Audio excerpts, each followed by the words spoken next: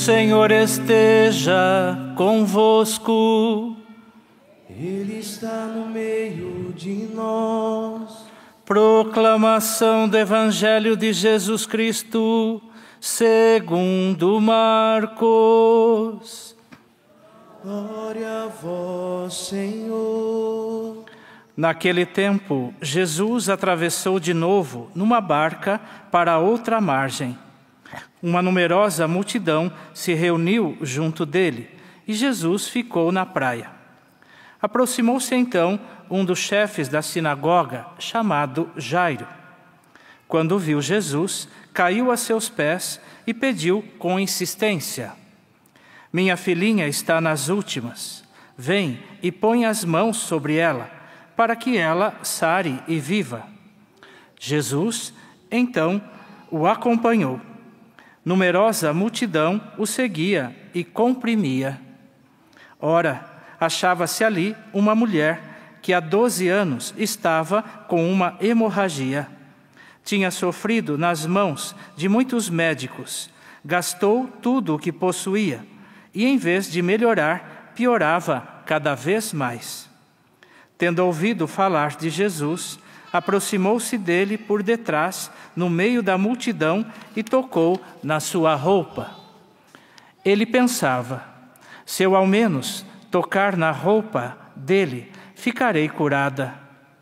A hemorragia parou imediatamente e a mulher sentiu dentro de si que estava curada da doença. Jesus logo percebeu que uma força tinha saído dele e, voltando-se no meio da multidão, perguntou: Quem tocou na minha roupa? Os discípulos disseram: Estás vendo a multidão que te comprime e ainda perguntas: Quem me tocou? Ele, porém, olhava ao redor para ver quem havia feito aquilo. A mulher, cheia de medo e tremendo, percebendo o que lhe havia acontecido, veio e caiu aos pés de Jesus e contou-lhe toda a verdade. Ele lhe disse: Filha, a tua fé te curou. Vá em paz e fica curada dessa doença. Ele estava ainda falando quando chegaram alguns da casa do chefe da sinagoga e disseram a Jairo: Tua filha morreu.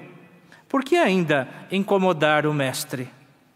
Jesus ouviu a notícia e disse ao chefe da sinagoga: Não tenhas medo, basta ter fé. E não deixou que ninguém o acompanhasse, a não ser Pedro, Tiago e seu irmão João. Quando chegaram à casa do chefe da sinagoga, Jesus viu a confusão e como estavam chorando e gritando. Então ele entrou e disse: Por que esta confusão e este choro? A criança não morreu, mas está dormindo. Começaram então a caçoar dele. Mas ele mandou que todos saíssem, menos o pai e a mãe da menina e os 3 discípulos que o acompanhavam. Depois entraram no quarto onde estava a criança. Jesus pegou na mão da menina e disse: Talitá cum, que quer dizer: Menina, levanta-te. Ela levantou-se imediatamente e começou a andar, pois tinha 12 anos. E todos ficaram admirados. Ele recomendou com insistência que ninguém ficasse sabendo daquilo e mandou dar de comer à menina. Palavra da salvação. Glória a vós, Senhor. Talita cum, talita cum, talita cum. É uma expressão de se colocar de pé. Levanta, anda, né? Então, quando Jesus diz isto, é para que a gente se coloque de pé, para caminhar junto com Ele. Agora, antes, a morte estava tomando conta da nossa vida. Nós estávamos entregues à morte. A morte tinha poder sobre a minha vida. Jesus veio para nos resgatar da morte, tirar-nos da morte. A morte agora, quem está em Cristo, ela não tem mais poder. Só quem está em Cristo, precisa ficar bem claro. Se eu não creio em Cristo, não quero viver, não quero caminhar com Cristo, a morte vai tomar conta da sua vida. Você está entregue à morte. Então, a chave da glória é Jesus. Ele que tem o poder de nos dar a vida eterna. Só nele, Pai confiou ele a esta graça. Então, quem está em Cristo tem o poder de vencer a morte. É a nossa chave para entrar no céu. Mais ninguém. Então, se eu não estou vivendo em Cristo, eu já sei o que pode acontecer comigo. Por isso, aquelas pessoas que estavam na casa, que não acreditavam, não criam em Cristo, começaram a zombar dele, rir dele. Porque muita gente que ainda não crê em Cristo, zomba, escarnece, não acredita, acha que ele não tem poder. Então, nós vamos deparar com isso no mundo, todos os dias. A cada instante nós vamos encontrar com pessoas que ainda estão vivendo outra filosofia religiosa e que não crê que Jesus tem o poder de dar a vida para salvá-lo, para levar ela para o céu. Tem gente que ainda, muitos protestantes vivem, porque assim que morrer, eles vão ficar dormindo. Não acreditam que vão para o céu. A maioria dos protestantes, igreja evangélica, pentecostal, acredita que assim que eles morrerem, eles vão ficar na dormição, vão ficar dormindo. Não vão encontrar com Cristo. Assim como a reencarnação também, as pessoas que acreditam na reencarnação, Cristo não tem poder sobre a vida dela. Ele não tem poder de destruir a morte, de pagar os seus pecados. Eles não acreditam no perdão dado por Deus. Então, vivem que eles mesmos, fazendo caridade, eles vão se reencarnando até ser salvo, até viver a plenitude da vida deles, até eles pagar todos os pecados. Então, não aceitam o perdão. Então, nós vamos deparar com isso a cada dia. Quantas pessoas saem da igreja católica e vai para a igreja evangélica? Trocou a vida eterna, trocou o céu para ficar dormindo. Para ir para a dormição, não acreditar que Jesus tem o poder de levar ela para o céu. De ver a glória de Deus, de contemplar Jesus face a face. E aí está a riqueza.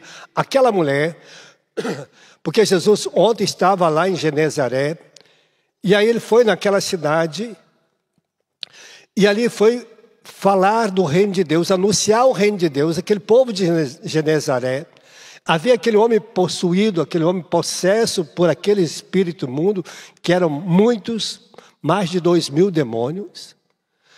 Ele foi lá em Genezaré. Aquele povo não quis receber Jesus. Mandou Jesus embora da sua cidade por causa de porcos, por causa de dinheiro, por causa de bens. Tem gente que troca Jesus por causa de bem, por causa de porcos, por causa de cachorro, por causa de animal, por causa de gado, por causa de galinha. Tem gente que troca Jesus por causa de um carro, de uma roupa, troca tudo. Ele deixa Jesus de lado por causa de uma festa pagã. É capaz de trocar Jesus, trocar o domingo por um dia para uma festa. De deixar de comungar, de ir na Eucaristia, de celebrar uma santa missa, de estar na igreja por uma festa pagã. Troca. Somos capazes de fazer isso. Há muitos que são capazes de trocar Jesus por qualquer coisa. Trocam. Então, por isso, Jesus estava lá. As pessoas pediram que ele fosse embora da sua cidade. Aquele processo queria ir com ele, que tinha sido liberto. Jesus disse, não, fica aqui e testemunha para esse povo. Aí depois nós vamos ver que quando Jesus volta a segunda vez, aquele homem conseguiu converter a cidade inteira. Porque ele foi testemunho da glória de Deus na sua vida. E nós vamos converter a nossa casa quando nós formos testemunho da nossa vida em Deus. Você vai converter a sua família, vai converter a sua casa, vai converter seus amigos. Você vai levar eles a experimentar o que você experimenta em Deus. É assim que é a pedagogia. É assim que é a graça de Deus. Aquela mulher que vai por trás de Jesus tocar. Porque é interessante quando a gente toca numa pessoa por amor, né? Quando você põe a mão no ombro de uma pessoa porque você ama, e você toca nela, você sente o teu coração, ela sente o teu coração até pulsar. Quando uma criança vem, te abraça, ela toca com amor você sente aquele carinho daquela criança, porque é um toque de amor, né? Há pessoas que você põe a mão nela, você não sente nada, porque você só pôs a mão nela. Você não fez um gesto de amor. Você só pôs a mão. Para dizer que quando uma pessoa toca por amor em nós, nós sentimos o efeito da graça do amor daquela pessoa. Por isso que Jesus sentiu quando aquela mulher tocou nele. Ele viu que dele saiu esta força, esta graça de que ela precisava. Por isso, quando uma pessoa toca em nós, vem perto de nós, nós sentimos a alegria do nosso amor passar para ela. A graça que está em nós ser manifestada no coração dela. Que bom que você pôs a mão, né? Que bom que você me tocou, que bom que você me abraçou, que bom que você está perto de mim, né? Quando a pessoa aproxima de nós para essa graça, nós sentimos este exalar do nosso amor para aquela pessoa. É o que Jesus sentiu. E aí ele perguntou quem foi. E ela se colocou. E aí Jesus vai dizer para ela, que bom, né? Faça segundo a sua vontade. Ela foi curada imediatamente. Por isso, quando nós entramos aqui na Eucaristia, quando você entra aqui para comungar o corpo e sangue de Jesus, será por que a gente não é curado? Será por que a gente não é curado? Se nós estamos tocando em Jesus, se nós pegamos Jesus com a nossa mão, mas pegamos com a mão, mas não pegamos com o coração, não está no nosso coração ainda. Não entrou dentro de nós ainda esta graça, que é o próprio Senhor, que é o próprio Cristo que está ali, e que eu estou tocando nele, que agora ele vai fazer parte da minha vida. Ainda ficou como um pão. Tem gente que pega como um pão. Pega e às vezes até com má vontade. Porque quando a gente fala corpo de Cristo, às vezes a pessoa nem responde. Nem tem coragem para dizer assim, amém. Que bom, é mesmo Cristo para mim. Ele é a glória para mim. Às vezes fala com a má vontade um amém que fica até triste. Às vezes tem hora que o ministro não deveria dar comunhão quando a pessoa não fala amém. Nem o padre. Que a obrigação da pessoa é falar pelo menos um amém. Fica com má vontade de falar amém. Por que entrou na fila da comunhão se você ainda não acredita que ali está Jesus, corpo, sangue, alma e divindade? Por isso não acontece muitas coisas na nossa vida ainda. Se fosse por causa daquelas pessoas que estavam lá na casa de Jairo, não tinha acontecido milagre nenhum, a menina não tinha sido ressuscitada, porque eles estavam lá escarnecendo, chorando. Chorando por quê? Por causa da morte? Não por causa da vida? Nós ficamos muito mais parados na morte do que na vida. Muito mais parado nas misérias, nos pecados, nas fraquezas, como está na primeira leitura de hoje. Mostrando o que Jesus está dizendo. Olha o tamanho de multidão que tem para nos testemunhar. Deixamos de lado que as pessoas, o que nos pesa no pecado. Deixa de lado o pecado, ele pesa a sua vida, ele te faz você sofrer, ele te humilha. É o pecado. O peso que nós carregamos é do pecado. As misérias que nós carregamos é do pecado. Ele está dizendo, o pecado é que nos envolve. Empenhemos com perseverança no combate que nos é proposto, nos libertar de todo o pecado. Com os olhos fixos em Jesus. É nele que você tem que buscar força. É nele que você vai buscar a sua libertação. É nele que você vai buscar a sua cura. Na hora que você vem comungar, você vai tocar no Senhor. Senhor, cura-me desta miséria. Assim como aquela mulher fez, nós podemos fazer também. Por isso temos aqui perseverar no combate que nos é proposto e completar em nós a fé. Essa é a nossa fé. Se ela não for completa, nós vamos continuar pondo a mão em Jesus, colocando Ele na nossa boca, e Ele continua sem poder agir no nosso coração, porque nós não acreditamos que Ele tem poder na nossa vida. Ainda não realiza nada em nós, porque nós não deixamos Ele realizar. Não permitimos que Ele realize em nossa vida. Então, hoje Deus trouxe aqui, porque se nós não aprendemos, é tempo de aprender a suportar as intempéries da vida, o sofrimento. Eu sofro porque, Senhor, se é para a Tua glória, me dê a alegria de sofrer. Dê a alegria de saber enfrentar essa doença, essa enfermidade, esse sofrimento, essas dificuldades. Porque se esta é a minha cruz, me dá a graça de saber suportar e vencê-la em Ti. Porque aqui hoje Jesus está nos oferecendo como suportar o sofrimento. Até sangrar, para que a gente não se deixe banhar pelos pecados e as misérias deste mundo. Fechamos nossos olhos por um instantezinho. Vamos pedir essa graça para nós no dia de hoje. Pedindo que esta força do céu, que a hora que você vier na comunhão, quando você vier ouvir a palavra de Deus, deixe ela banhar seu coração. Quando você tocar na Eucaristia, Senhor, cura-me, santifica-me, faz de mim um sacrário vivo.